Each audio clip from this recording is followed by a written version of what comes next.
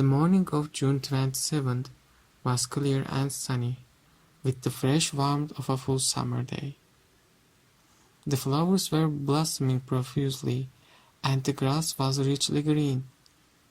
The people of the village began to gather in the square, between the post office and the bank. Around 10 o'clock.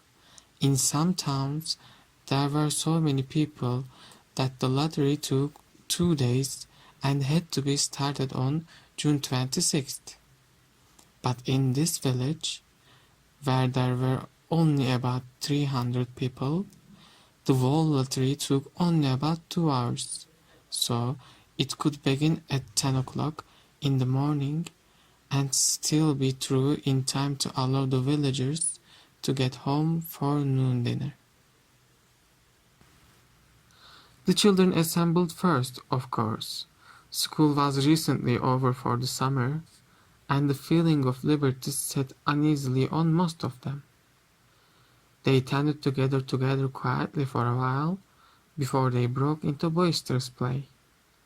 And their talk was still of the classroom and the teacher, of books and reprimands. Bobby Martin had already stuffed his pockets full of stones, and the other boys soon followed his example, selecting the smoothest and the roundest stones. Bobby and Harry Jones and Dickie Delacroix, the villagers pronounced this name Delacroix, eventually made a great pile of stones in one corner of the square and guarded it against the raids of the other boys. The girls stood aside, talking among themselves, looking over their shoulders at the boys, and the very small children rolled in the dust or clung to the hands of their older brothers or sisters. Soon the men began to gather, serving their own children, speaking of planting and rain, tractors and taxes. They stood together away from the pile of stones in the corner, and their jokes were quiet, and they smiled rather than laughed. The women, wearing faded house dresses and sweaters, came shortly after their menfolk. They greeted one another and exchanged bits of gossip as they went to join their husbands. Soon the women, standing by their husbands, began to call their children, and the children came reluctantly, having to be called 4 or 5 times. Bobby Martin ducked under his mother's grasping hand and ran, laughing back to the pile of stones. His father spoke up sharply, and Bobby came quickly and took his place between his father and his oldest brother. The lottery was conducted, as were the square dances, the teenage club, the Halloween program by Mr. Summers, who had time and energy to devote to civic activities.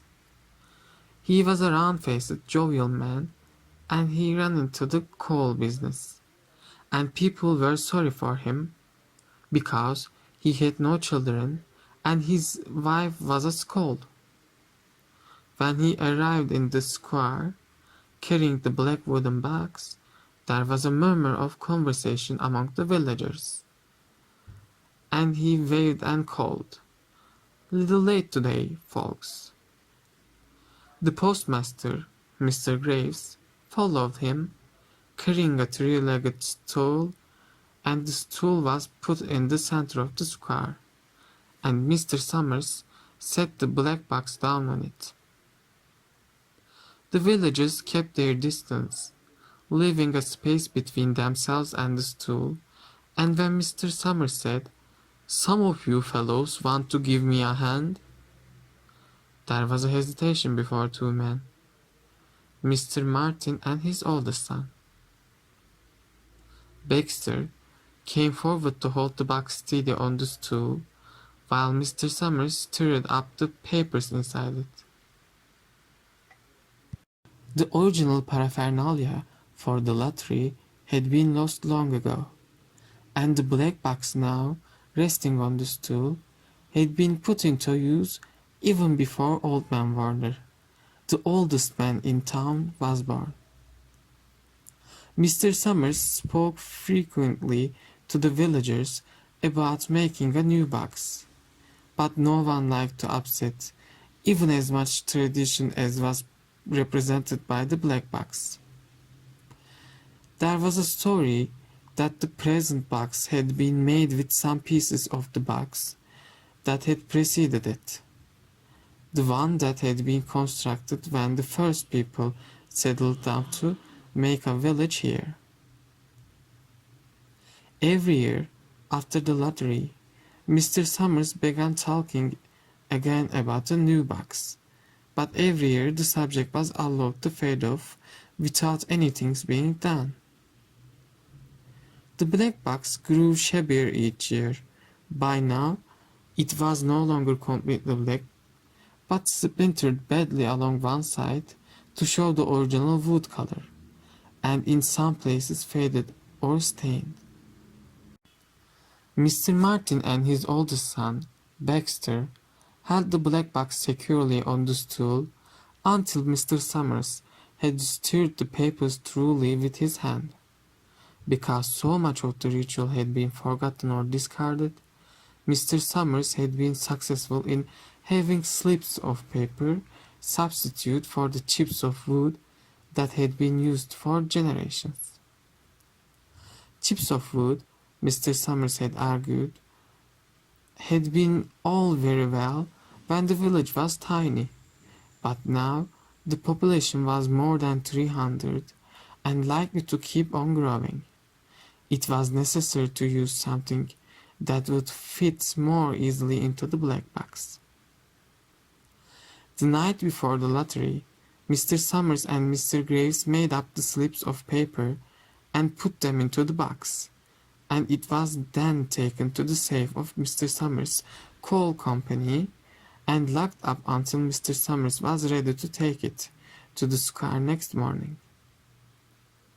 The rest of the year, the box was put away, and sometimes one place, sometimes another. It had spent 1 year in Mr. Graves' barn, and another year underfoot in the post office, and sometimes it was set on the shelf in the Martins' grocery and left there. There was a great deal of fuzzing to be done before Mr. Summers declared the lottery open. There were the lists to make up of heads of families, heads of households in each family, members of each household in each family. There was the proper swearing in of Mr. Summers by the postmaster as the official of the lottery. At one time, some people remembered there had been a ritual of some sort performed by the official of the lottery, a perfunctory, tuneless chant that had been rattled off dully each year. Some people believed that the official of the lottery used to stand just so when he said or sang it. Others believed that he was supposed to walk among the people, but years and years ago, this part of the ritual had been allowed to lapse. There had been also a ritual salute, which the official of the lottery had had to use in addressing each person who came up to draw from the box. But this also had changed with time.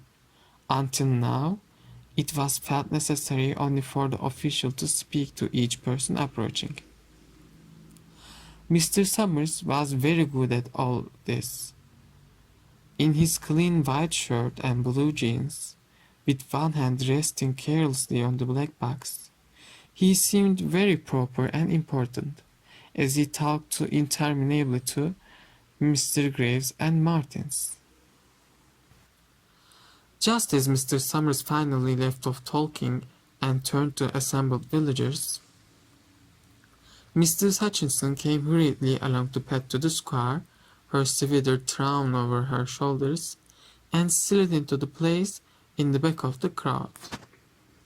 "Clean forgot what day it was," she said to Mr. Delacroix, who stood next to her.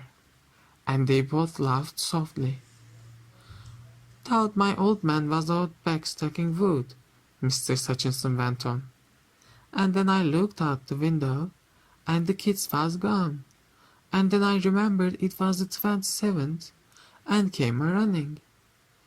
She dried her hands on her apron, and Mr. Delacroix said, "We are in time, though. They are still talking away up there." Mrs. Hutchinson craned her neck to see through the crowd, and found her husband and children standing near the front. She tapped Mr. Delacroix on the arm as a farewell, and began to make her way through the crowd. The people separated good-humoredly to let her through. 2 or 3 people said, in voices just loud enough to be heard across the crowd, "Here comes your Mr. Hutchinson," and "Bill, she made it after all." Mr. Hutchinson reached her husband, and Mr. Summers, who had been waiting, said cheerfully, "Thought we were going to have to get on without you, Tessie." Mr. Hutchinson said, grinning, "Wouldn't have me leave me dishes in the sink now, would you, Joe?" And soft laughter ran through the crowd as the people stirred back into position after Mr. Hutchinson's arrival. "Well now," Mr. Summers said soberly, "guess we better get started. Get this over with, so as we can go back to work. Anybody ain't here?" "Dunbar," several people said. "Dunbar, Dunbar." Mr. Summers consulted his lists. "Clyde Dunbar," he said. "That's right. He's broke his leg, hasn't he? Who is driving for him?" "Me, I guess," a woman said, and Mr. Summers turned to look at her. "Wife drives for her husband," Mr. Summers said. "Don't you have a ground boy to do it for you, Janie?" Although Mr. Summers and everyone else in the village knew the answer perfectly well, it was the business of the official of the lottery to ask such questions formally. Mr. Summers waited with an expression of polite interest while Mr. Dunbar answered. "Horace is not but 16 yet," Mr. Dunbar said regretfully. "Guess I got the feeling for the old man this year." "Right," Mr. Summers said. He made a note on the list he was holding. Then he asked, "What's some boy driving this year?"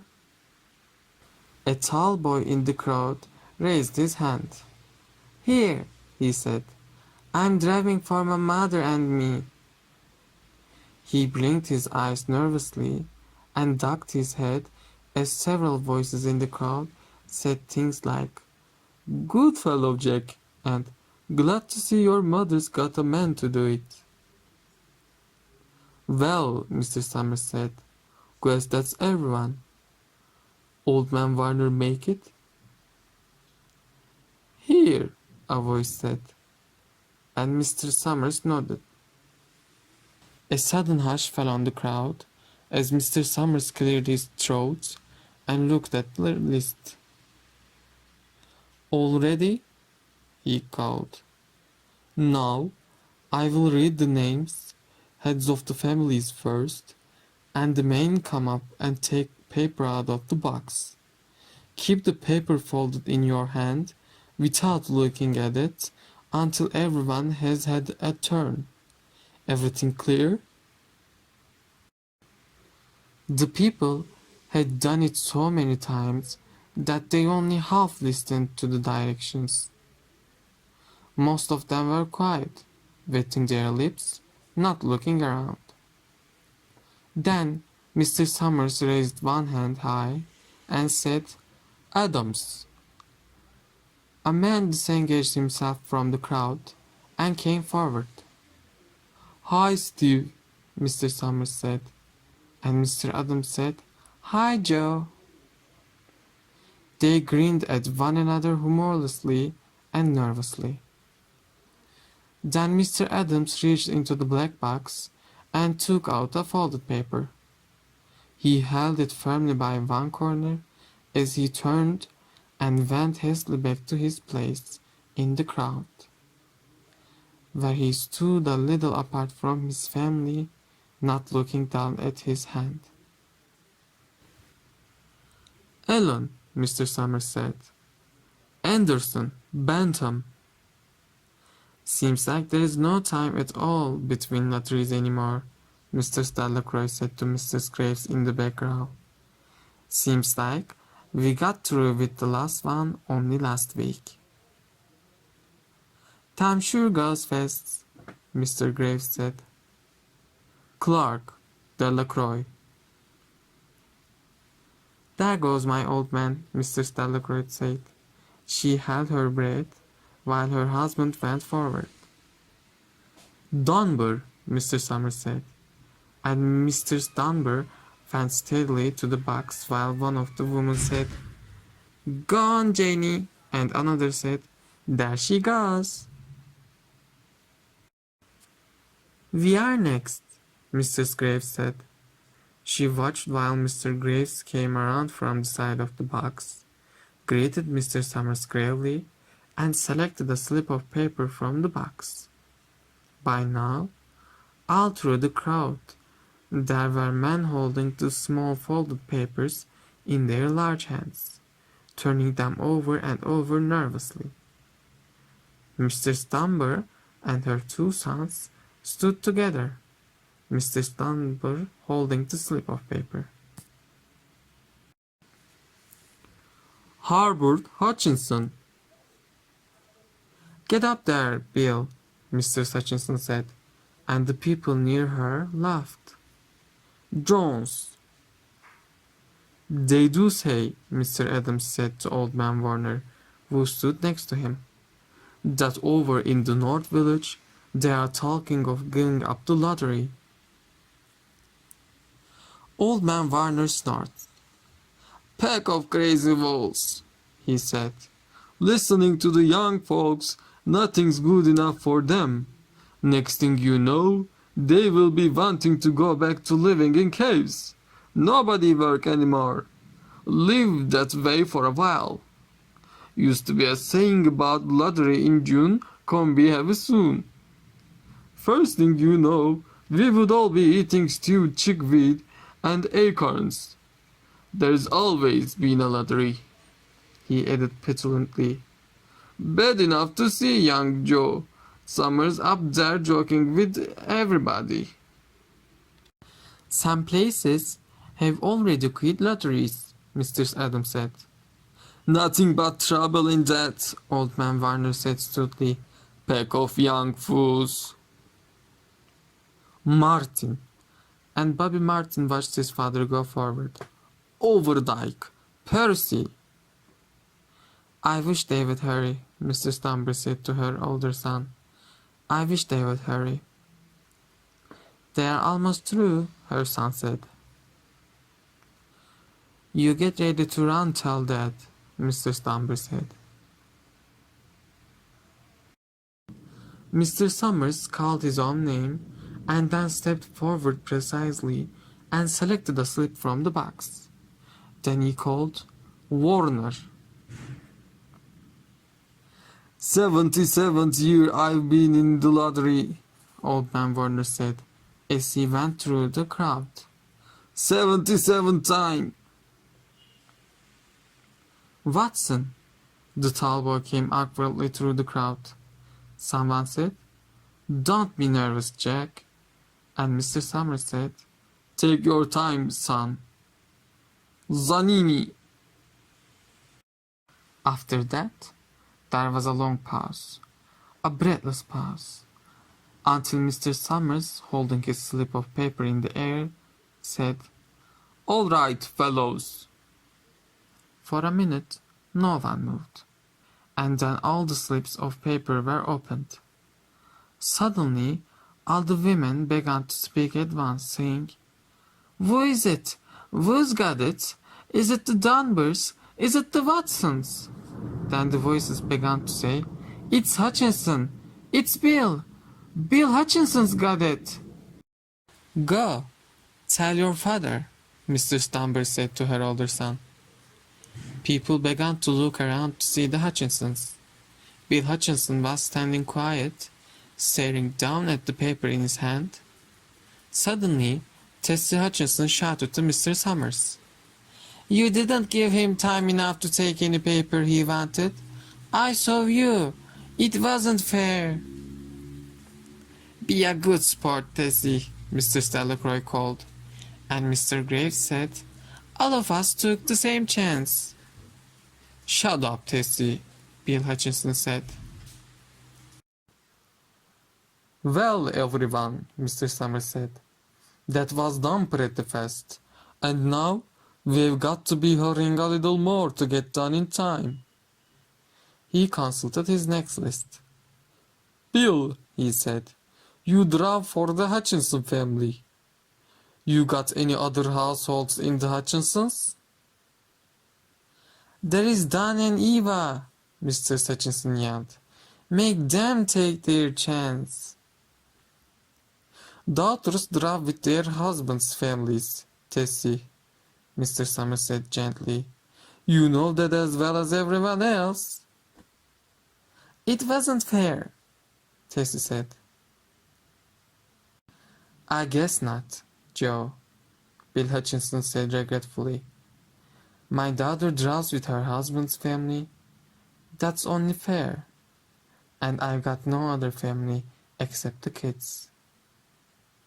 "Then, as far as drawing for families is concerned, it's you," Mr. Summers said in explanation.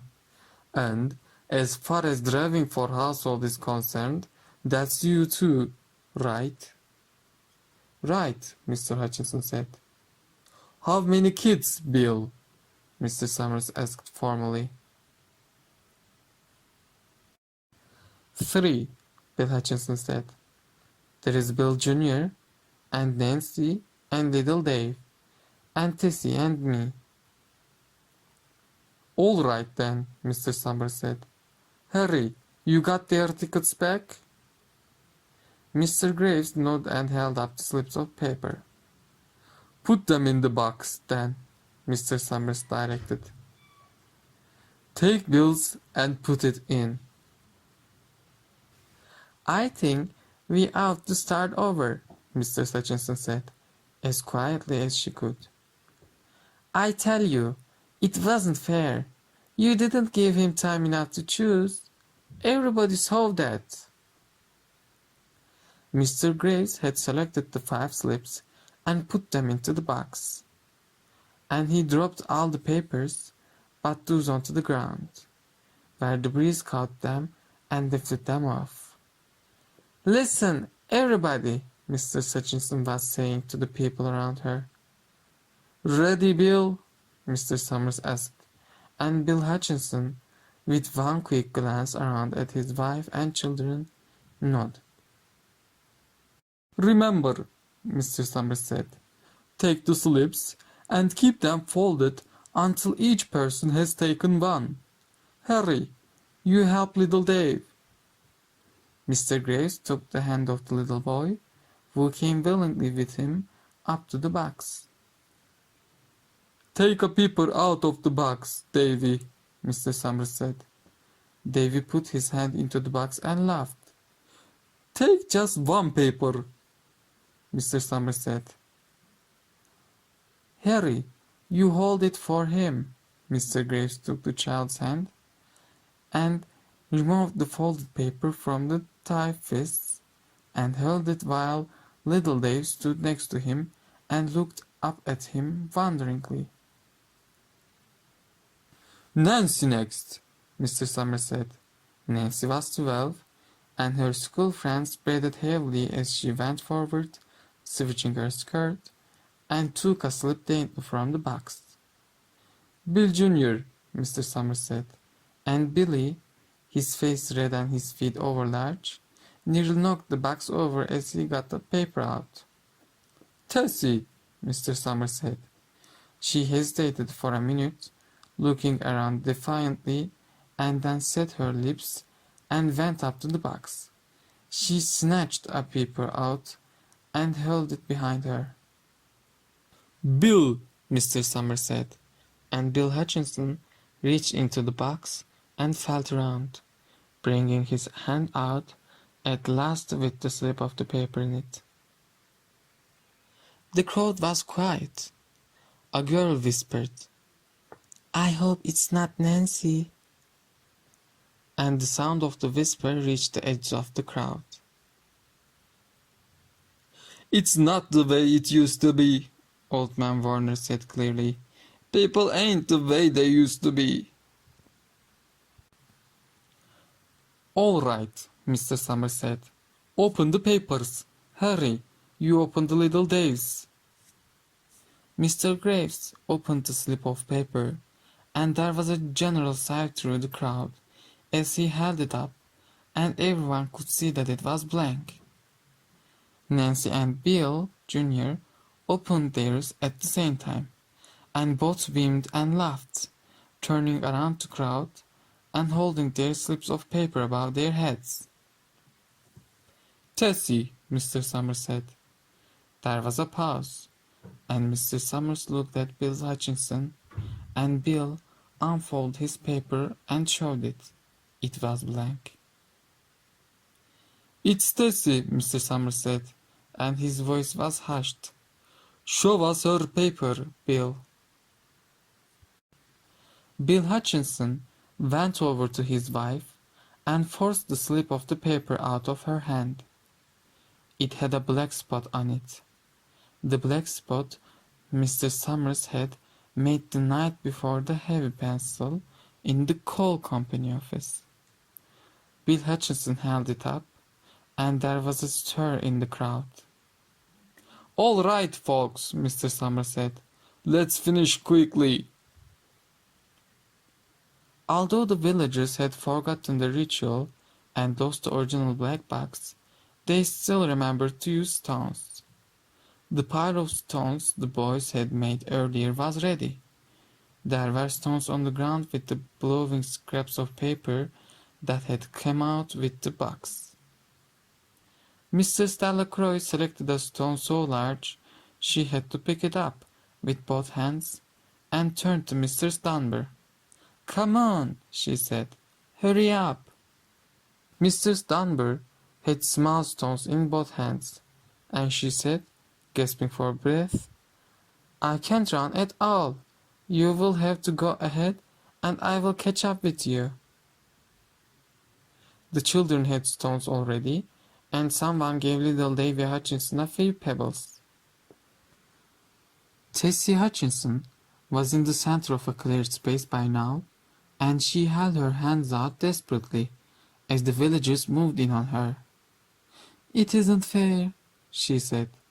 A stone hit her on the side of the head. Old Man Warner was saying, come on, everyone!" Steve Adams was in the front of the crowd of villagers, with Mr. Graves beside him.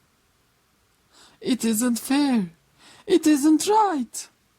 Mr. Hutchinson screamed, and then they were upon her.